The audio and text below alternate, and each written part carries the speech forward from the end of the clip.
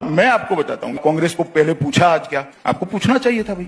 Sir सरकार में आप बैठे नहीं, मुझे मालूम है कि आजकल नहीं सर। अमित शाह जी आपने पूछा हम लोग कांग्रेस से सवाल क्यों नहीं पूछ रहे, राहुल गांधी से सोनिया गांधी से सवाल क्यों नहीं पूछ रहे।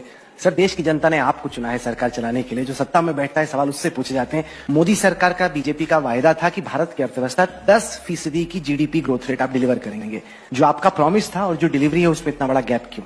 प्राइवेट इन्वेस्टमेंट की जो दर है वो 16 साल के अपने न्यूनतम पे है। आप एक्सपोर्ट्स को देखिए वो डिक्लाइन कर रहे हैं, कोई भी ऐसा आंकड़ा नहीं जिसमें लग रहा है कि इस सरकार में इकोनॉमी बहुत तेजी से ग्रो कर रही है। आप डंके की चोट पे पहले कहा करते थे, आपकी पार्टी का हर प्रवक्ता कहा करता था कि दुनिया की सबसे तेज रफ्तार से विकास करने वाली अर्थव्यवस्था भारत है। आज की तारीख में इजिप्ट, फिलीपींस, यहां तक कि बांग्लादेश हमसे तेज रफ्तार से ग्रो कर रहा है सर। देखिए राहुल जी, आप कुरेज कर सारी बातें पूछेंगे। जो समस्या है बेरोजगारी की फॉर एग्जांपल, वो तो अभी लोगों को सामना करना पड़ा, क्योंकि वो जो नया डेटा आया वो तो कहता है कि 45 साल में जो अनएम्प्लॉयमेंट है वो अपने मैक्सिमम पर है इस वक्त। ऐसा है, आप थोड़े समय सवाल बचाकर रखो। ऐसा क्यों होता है सर कि जिन लोगों के खिलाफ इन्वेस्टिगेशन हो रहा है वो लोग हैं जो कि बीजेपी के विरोध में खड़े हैं। कि महिलाओं के खिलाफ अपराध की घटनाएं हो रही हैं, कि जहां पर सब कुछ स्पष्ट हो वहां पर एक महिला को बार बार उसी बलात्कार का सामना न करना पड़े। आप मुझे इतने सवाल पूछ रहे हो भाई, कांग्रेस को क्या चाल चरित्र चेहरे की जरूरत नहीं है? आप कांग्रेस पार्टी को क्यों इतना सॉफ्ट हो जाती है आपकी चैनल? मेरी तो समझ में नहीं, पूरे दिन में कभी भी एक भी सवाल नहीं पूछा, फिर आपके सवाल की लिस्ट में वो आएंगे ही नहीं, कहीं पर भी सवाल नहीं। बता दो, चलो